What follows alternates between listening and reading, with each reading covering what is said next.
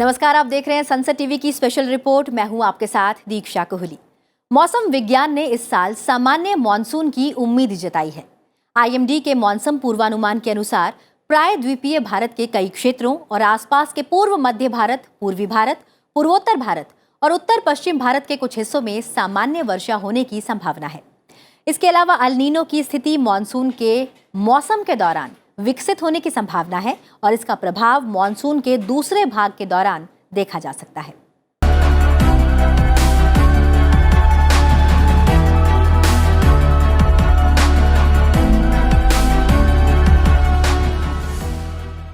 भारत मौसम विज्ञान विभाग यानी आईएमडी के मुताबिक देश में दक्षिण पश्चिम मानसून के दौरान सामान्य बारिश होने की उम्मीद है। मौसम विभाग का मानना है कि इस साल देश में औसत 96% वर्षा होने का अनुमान है। विभाग ने हालांकि कहा कि मानसून के दौरान अल नीनो की स्थिति बन सकती है, लेकिन सकारात्मक हिंद महासागर, द्विध्रुव और उत्तरी गोलार्ध पर कम बर्फ पड़ने से इन स्थितियों का मुकाबला करने में मदद मिल सकती है। भारत में दक्षिण पश्चिम मानसून यानी जून से सितंबर के दौरान सामान्य बारिश हो सकती है। ये दीर्घावधि औसत का 96% है। भारत मौसम विज्ञान विभाग और पृथ्वी मंत्रालय के द्वारा आज आने वाले मानसून सीजन पे बारिश का पूर्वानुमान किया जा रहा है। परिमाणात्मक रूप में देखें तो पूरी भारत में जून से सितंबर के अंदर जो बारिश होने वाला है वो लॉन्ग पीरियड एवरेज का 96% होने का पूर्वानुमान किया जा रहा है। लॉन्ग पीरियड एवरेज का मतलब होता है कि 1971 से 2020 के बीच में जो बारिश रिकॉर्ड किया गया, इसको आधार करके एक एवरेज फिगर निकाला गया जो है 87 सेंटीमीटर पर कंट्री एज ए होल। जब मैं 96% रेनफॉल का पूर्वानुमान कर रहा हूं, इसका मतलब है कि 87 सेंटीमीटर की 96% यानी लगभग 83.5 सेंटीमीटर रेनफॉल पूरी देश में रेनफॉल होने का पूर्वानुमान किया जाता है। और ये जो मॉडल का पूर्वानुमान है, ये मॉडल का एरर होता है ±5%, यानी 96% पूर्वानुमान के हिसाब से एरर हो सकता है, माने पूर्वानुमान का वेरिएशन हो सकता है 91% से 101%, and this comes under the normal category of rainfall. इस मॉनसून में बारिश के वितरण की बात करें तो प्रायद्वीपीय क्षेत्र, इससे सटे पूर्वी पूर्वोत्तरी क्षेत्र के कई हिस्सों में और उत्तर पश्चिम भारत के कुछ हिस्सों में सामान्य बारिश हो सकती है। बिहार और उत्तर प्रदेश के कुछ हिस्सों में सामान्य से ज्यादा बारिश हो सकती है, जबकि कुछ हिस्सों में सामान्य से कम बारिश भी हो सकती है।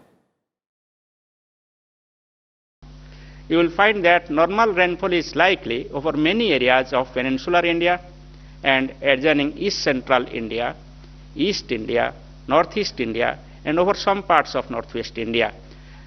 Now, normal to below normal rainfall is likely over some areas of Northwest India and parts of West Central India and some pockets of Northeast India. Here, the yellow, orange, and red colors belong to below normal rainfall probability. Blue, deep blue color indicates above normal rainfall probability. Green color indicates there is normal rainfall probability. The white area indicates the climatological probability of occurrence of rainfall. Monsoon का भारतीय अर्थव्यवस्था, कृषि, उद्योग और समाज में ही नहीं बल्कि साहित्य में भी खासा महत्व है। मॉनसून की आहट भर से लोग ही नहीं, पशु और पक्षी सभी झूमने लगते हैं। मॉनसून का महत्व ही कुछ ऐसा है। आइए देखते हैं ये खास रिपोर्ट। आसमान से बरसती आग जब शरीरों को झुलसाने लगती है, जब लहलहाती फसलें मुरझाने लगती हैं, जब तापमान नित नए रिकॉर्ड बना रहा होता है और जब प्यासी धरती त्राहिमाम त्राहिमाम करने लगती है, तब मॉनसून जीवन बनकर आता है। मॉनसून हमारी कृषि की सेहत, बाजार के हाल और लोगों की चाल को रफ्तार देता है। मॉनसून अर्थव्यवस्था की धड़कन है। और लोगों की आर्थिक उन्नति का आधार है। कृषि और व्यापार ही नहीं, मॉनसून साहित्य और साहित्यकारों की भी धड़कन है। मॉनसून ना हो तो बचपन की कश्तियां ठहर जाती हैं, जवानी के इश्क बेरंग हो जाते हैं और बुढ़ापे की उम्मीदें दम तोड़ देती हैं। जब मॉनसून आता है तो धरती का सीना चीरकर नाजुक कोपल बाहर आ जाती हैं, पेड़ लहलहाने लगते हैं और बदरंग चेहरों की रौनक लौट आती है। यानी हमारे लिए मॉनसून एक लफ्ज या मौसम भर नहीं है। मॉनसून शब्द पुर्तगाली भाषा के शब्द मॉनसेव और अरबी के शब्द मौसम से निकला है। ये उर्दू, हिंदी समेत कई भारतीय भाषाओं में मौसम हो जाता है। कुछ लोग आधुनिक डच शब्द मॉनसून को भी इस शब्द का आधार मानते हैं। इसके तहत दुनिया को तमाम प्रधान वायु प्रणालियां शामिल हैं, जिनकी दिशाएं ऋतु के हिसाब से बदलती हैं। बहरहाल मॉनसून आदिकाल से हमारे जीवन का अहम हिस्सा रहा है। मॉनसून की वजह से भारत और आसपास के देशों में मौसमी बरसात होती है। उपमहाद्वीप में आधी से ज्यादा फसलों की सिंचाई का दारोमदार मॉनसून पर ही रहता है। दक्षिण पश्चिम मॉनसून समय पर आए तो खरीफ की फसल, खासकर धान की रोपाई समय से हो जाती है। इसकी वजह से अनाज, कपास और तिलहन के उत्पादन पर भी असर पड़ता है। भारत में साल भर होने वाली बारिश में मॉनसून की हिस्सेदारी करीब 3/4 है। विश्व बैंक के मुताबिक अभी भी भारत की 50% से ज्यादा आबादी रोजी रोटी के लिए कृषि और सहायक गतिविधियों पर निर्भर है। यानी 65 करोड़ लोगों का भाग्य सीधे मॉनसून की रफ्तार से बंधा है। पिछले 50 साल में मौसम के दौरान देश भर में औसतन 89 सेंटीमीटर बारिश होती रही है। 2017 में करीब 95% बारिश हुई थी।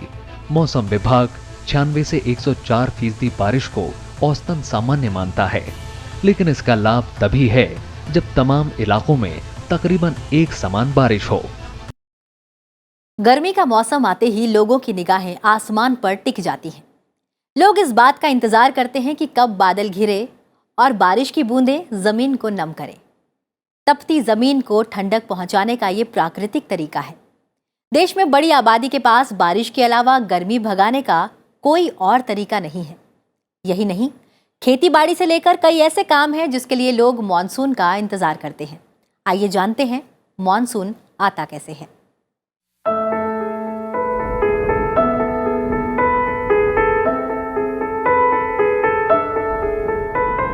जब भी आसमान में बादल घुमड़ने लगते हैं तो हम ये मान लेते हैं कि मानसून ने दस्तक दे दी है। लेकिन सूने आसमान में बादल ऐसे ही नहीं बनते और महीने 2 महीने तक बारिश का मौसम यूं ही नहीं कहलाता। साल भर तक प्रक्रिया चलती है और तब जाकर बारिश हम तक पहुंच पाती है। यानी जून जुलाई में होने वाली बारिश का संबंध जनवरी फरवरी से भी है। ये अलग बात है कि गर्मी के मौसम में ये प्रक्रिया तेज होती है। होता ये है कि सूरज की तपिश से जमीन ज्यादा तप जाती है और समंदर के मुकाबले तेजी से गर्म होती है। लेकिन समंदर इस मामले में थोड़ा सुस्त रहता है। उसे गर्म और ठंडा होने में ज्यादा वक्त की दरकार होती है। लिहाजा जमीन और समंदर के बीच तापमान के फर्क के चलते भौगोलिक हलचल बढ़ जाती है। तपी हुई जमीन पर कम दबाव का क्षेत्र बनता है, तो इसके चलते दबाव में भी फर्क आ जाता है। जैसे ही दबाव का क्षेत्र हुआ तो हवा की दिशा बदल जाती है। समंदर से जब जमीन की तरफ हवा चलती है तो नमी को समेटे आती है। हवा में घुली ये नमी मानसून के लिए बेहद महत्वपूर्ण है। आप कह सकते हैं कि यही नमी बारिश का शुरुआती रूप है। आमतौर पर पानी जब भाप बनकर आसमान में पहुंचता है तो नमी धीरे धीरे संघनित होकर बादल बन जाती है और फिर ये बादल बारिश में तब्दील होकर जमीन पर बरस जाता है। जमीन का पानी भी बहकर कहीं जमा होता है और फिर से वही चक्र दोहराता है। मोटे तौर पर बारिश की यही प्रक्रिया है। मई जून के महीने में जब समंदर से नमी से घुली हवा जमीन पर पहुंचती है तो कमोबेश इसी प्रक्रिया में तब्दील होकर मॉनसून में तब्दील हो जाती है। भारत समेत दक्षिण एशिया की भौगोलिक बनावट भी इसके लिए जिम्मेदार है। यानी अगर भारत के उत्तर में हिमालय नहीं होता तो शायद नमी घुली ये हवा वहाँ से टकराकर भारत में नहीं ठहरती और नतीजतन बारिश से भी हम महरूम रह जाते। हिमालय इन हवाओं को दूर जाने से रोकता है और वहाँ से टकराने के बाद ही भारत, पाकिस्तान और बांग्लादेश में तेज बारिश होती है। इसी बारिश को हम मानसून बुलाते हैं। लेकिन एक वक्त आता है जब हवा में नमी की मात्रा घटने लगती है, तो जाहिर है कि बादल बनने की प्रक्रिया भी सुस्त हो जाती है। जैसे ही ये प्रक्रिया एक खास मोड़ पर पहुंचती है, बारिश थम जाती है। यानी तब तक समुद्र और जमीन के बीच वायु दाब का अंतर भी बराबर हो जाता है। इसके बाद उल्टी प्रक्रिया शुरू होती है। अब हवाएं समंदर की तरफ लौटने लगती हैं। इस दौरान तमिलनाडु समेत देश के कई हिस्सों से ये लौटती हुई हवाएं अपने साथ बारिश लाती है। हिमालय से टकराकर जब ये तमिलनाडु के तट पर पहुंचती है तो इस दौरान इन हवाओं को बंगाल की खाड़ी से गुजरना पड़ता है। नतीजतन हवाओं में फिर से नमी घुल जाती है। इसे हम विंटर मॉनसून कहते हैं। मानसून को लेकर अब तक कई सिद्धांत पेश हुए, लेकिन तापमान और दबाव के अंतर को लेकर एक व्यापक सहमति बनी हुई है। मानसून मोटे तौर पर दक्षिण एशिया की परिघटना है, लेकिन दुनिया के कई हिस्सों की बनावट दक्षिण एशिया से मिलती जुलती है। लिहाजा गर्मी के बाद वहाँ भी तेज बारिश देखने को मिलती है। दरअसल मॉनसून का मतलब वर्षा ऋतु है, यानी जिन प्रदेशों में ऋतु बदलते ही हवा की प्रकृति और दिशा बदल जाती है। ये सारे प्रदेश मॉनसूनी जलवायु के प्रदेश कहे जाते हैं। अब सवाल ये उठता है कि हवा की दिशा और प्रकृति में ये बदलाव होता कैसे है और कैसे आता है मॉनसून। आइए जानते हैं मॉनसून के बनने और उसके भारत में आने के बारे में।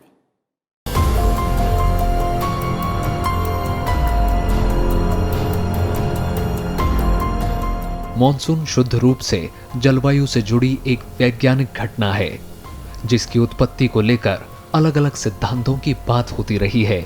तापीय सिद्धांत के मुताबिक गर्मियों में सूर्य उत्तरायण हो जाता है और सूर्य की किरणें कर्क रेखा पर सीधी पड़ती हैं, जिसके कारण भारत के थार मरुस्थल या उत्तर पश्चिमी भाग में काफी निम्न दबाव बन जाता है। इस निम्न दबाव के चलते भारत के ऊपर बहने वाली उत्तर पूर्वी व्यापारिक पवनें जो जमीन से समुद्र की ओर चलती हैं, वो वर्षा नहीं कर पाती। इसके बाद उत्तर पश्चिमी भाग में बनी अत्यधिक निम्न दबाव का केंद्र दक्षिणी गोलार्ध में बहने वाली दक्षिण पूर्वी व्यापारिक पवनों को अपनी ओर खींचने लगती है। दरअसल व्यापारिक पवनें उत्तरी और दक्षिणी गोलार्धों के बीच में प्रवाहित होती हैं। उत्तरी गोलार्ध में इनकी दिशा उत्तर पूर्व और दक्षिणी गोलार्ध में दक्षिण पूर्व होती है। भारत के क्षेत्रों में बने निम्न दबाव को भरने के लिए दक्षिण पूर्वी व्यापारिक पवनें भूमध्य या विषुवत रेखा को पार कर दक्षिण पश्चिमी मॉनसूनी हवाओं के रूप में भारत में प्रवेश करती हैं, तो कोरियोलिस बल के कारण इनकी दिशा बदलकर दक्षिण पश्चिमी हो जाती है। दक्षिण पश्चिमी मॉनसूनी पवनें सागर के ऊपर बहने के कारण नमी से भारी होती हैं, इसलिए जब ये हवाएं भारत में प्रवेश करती हैं तो वर्षा करती हैं। भारत की प्रायद्वीपीय स्थिति इन पवनों को दो दिशाओं में बांट देती है। अरब सागरीय शाखा से भारत के पश्चिमी तट और पश्चिमी घाट में वर्षा होती है, जबकि बंगाल की खाड़ी की शाखा म्यांमार के अराकान योमा पर्वतों से सीधे टकराती है और फिर मुड़कर भारत के उत्तर पूर्वी भाग और पूर्वी भाग में वर्षा करती हुई गंगा के मैदान की ओर बढ़ जाती है। मॉनसून के दूसरे सिद्धांत के अनुसार पृथ्वी पर सूर्य की किरणें साल भर एक ही स्थान पर लंबवत नहीं रहती। कर्क रेखा पर उत्तरायण में सूर्य के लंबवत चमकने पर वायु दबाव की सभी पेटियां 5 अंश या उससे अधिक उत्तरी गोलार्ध की ओर और मकर रेखा पर दक्षिणी गोलार्ध की ओर खिसक जाती हैं। इसके चलते जून जुलाई के महीनों में सूर्य भारत के मध्य भाग से गुजरता हुआ ITCZ यानी इंटर ट्रॉपिकल कन्वर्जेंस जोन तक खिसककर उत्तरी भारत के ऊपर आ जाता है। इसके चलते मध्य भाग में चलने वाली भूमध्य रेखीय पछुआ हवाएं भारत तक पहुंचने लगती हैं। चूंकि ये हवाएं समुद्र से आती हैं, इसलिए नमी से भरपूर होने के कारण भारत में पहुंचकर वर्षा करती हैं। मॉनसून की उत्पत्ति में एक बड़ा कारण हिमालय के ऊपरी वायुमंडल में बहने वाली जेट स्ट्रीम हवाएं भी हैं। इसके दो भाग हैं, पूर्वी जेट स्ट्रीम और पश्चिमी जेट स्ट्रीम। जेट विमानों की उड़ान में सहायक होने के कारण इन्हें जेट स्ट्रीम नाम दिया गया। सर्दियों के मौसम में भारत या एशिया के ऊपर पछुआ जेट स्ट्रीम बहती हैं।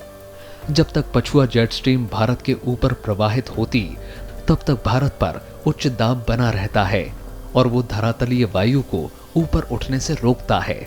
इसके चलते मॉनसूनी पवनें भारत की ओर आकर्षित नहीं होती, लेकिन गर्मियों में पछुआ जेट स्ट्रीम उत्तर की ओर खिसक जाती है और भारत के ऊपर पूर्वी जेट स्ट्रीम बहने लगती हैं। पूर्वी जेट स्ट्रीम के कारण उत्तर पश्चिम की धरातलीय गर्म हवाएं ऊपर की ओर उठने लगती हैं और उच्च निम्न दाब का निर्माण हो जाता है, जिसे भरने के लिए मॉनसूनी पवनें भारत की ओर आने लगती हैं। इसके साथ ही मॉनसून का आगमन भी भारत में हो जाता है। हल्की या भारी वर्षा भी जेट स्ट्रीम के विक्षोभ के कारण होती है। विक्षोभ के शक्तिशाली होने पर भारी वर्षा और कमजोर होने पर बूंदाबांदी होकर रह जाती है।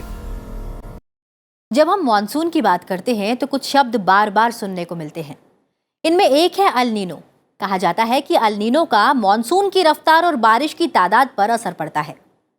क्या है ये अल नीनो और ये किस तरह मॉनसून को प्रभावित करते हैं, आइए देखते हैं इस खास रिपोर्ट में।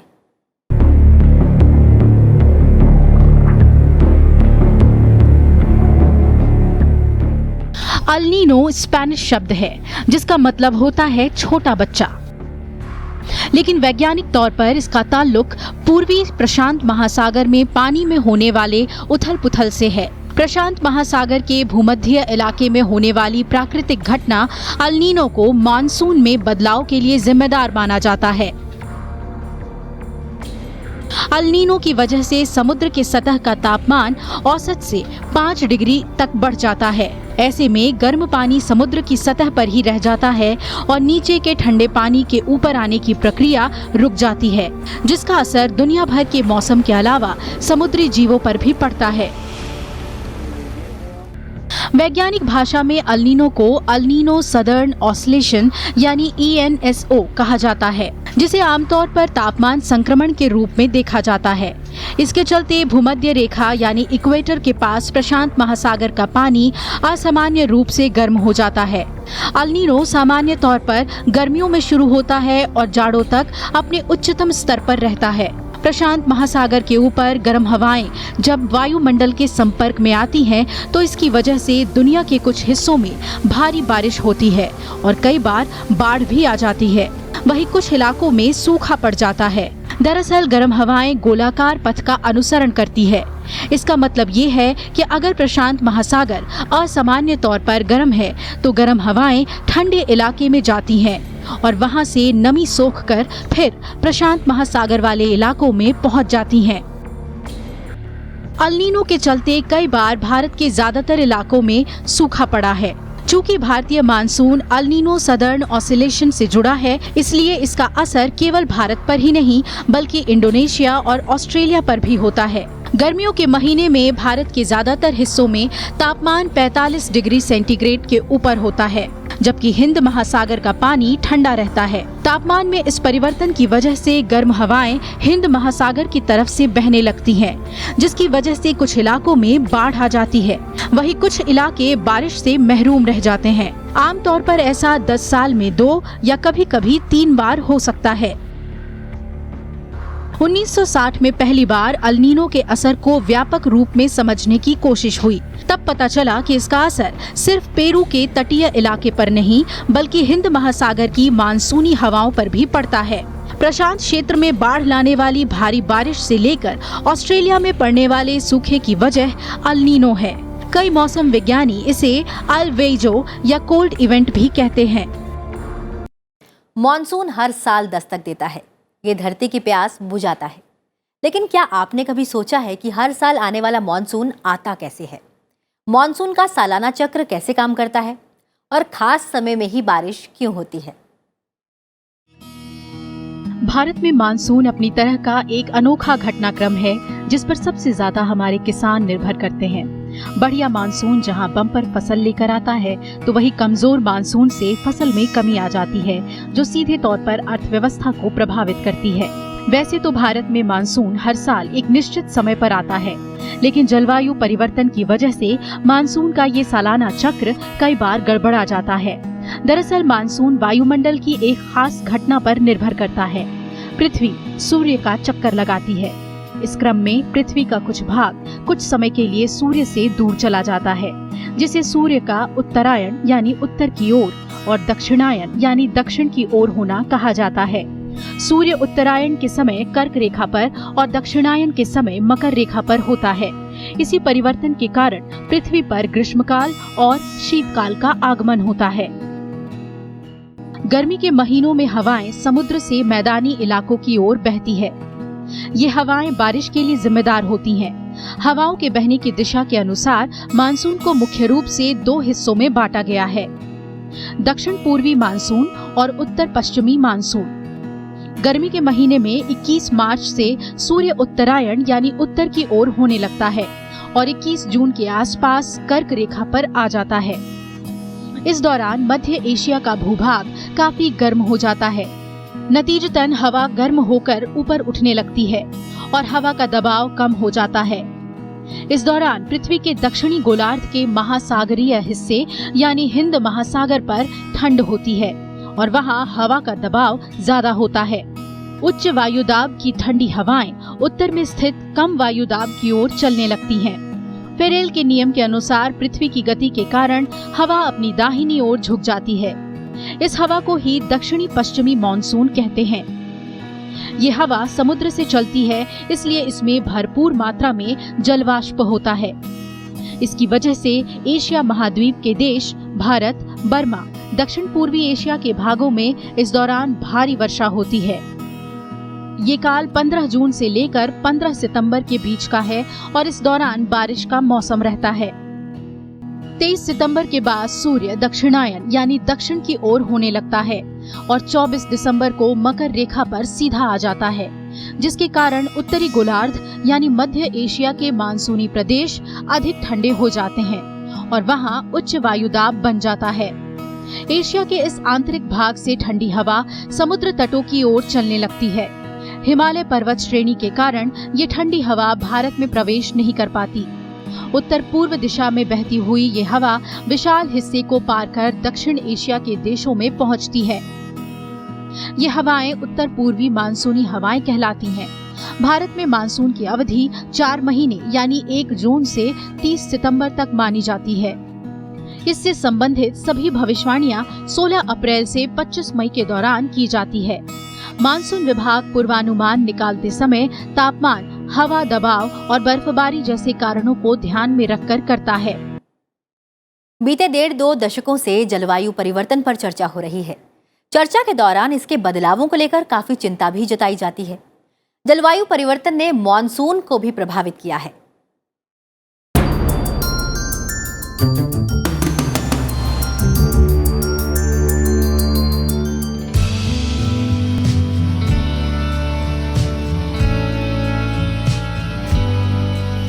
हाल के कुछ अध्ययन ये बताते हैं कि मॉनसून का चरित्र अतिरेकी हो गया है। पुणे के राष्ट्रीय जलवायु केंद्र ने 1901 से लेकर 2003 के बीच सालाना बारिश का अध्ययन किया और पाया कि कुछ इलाकों में बारिश पहले से ज्यादा तेज हो रही है और कुछ इलाकों में इसकी मात्रा कम हो गई है।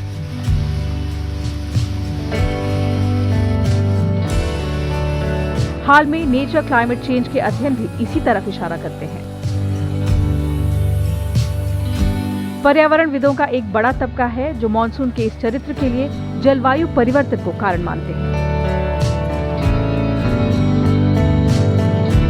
जुलाई और अगस्त के महीने में इलाकेवार बारिश में समानता कम हुई है। मॉनसून के इस अतिरेकी चरित्र ने सरकार को नई योजना बनाने की तरफ मोड़ा है। अगर एक खास इलाके में मॉनसून ने अपना चरित्र बदला तो इसका असर वहीं तक सीमित नहीं रहता, बल्कि ये देश की पूरी भौगोलिक संरचना को प्रभावित करती है।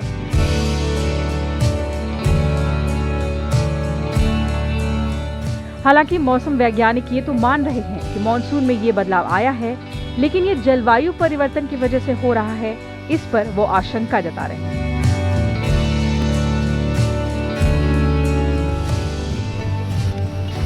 हालांकि सालाना बारिश में पिछले 100 साल में ज्यादा फर्क नहीं आया है, लेकिन मुश्किल ये है कि ये बारिश जितने समय में होती थी वो समय कम ज्यादा हो रही है। यानी कम समय में ही पूरी बारिश हो जा रही है या फिर कई दफा उतनी बारिश के लिए सामान्य से ज्यादा वक्त तक इंतजार करना पड़ रहा है। और मॉनसून का ये चरित्र हमारे सामने चिंता की नई लकीर खींच रहा है। और स्पेशल रिपोर्ट में आज हमने बात की मॉनसून की, जाना कैसे आता है मॉनसून, साथ ही साथ साझा की आपसे मॉनसून से जुड़ी कुछ अहम जानकारियां भी। और आपको जाने से पहले एक बार फिर बताना चाहेंगे, मौसम विज्ञान ने इस साल सामान्य मॉनसून की उम्मीद जताई है। इस विशेष रिपोर्ट में फिलहाल इतना ही। अभी के लिए मुझे दीजिए इजाजत और आप देखते रहिए सनसद टीवी। नमस्कार।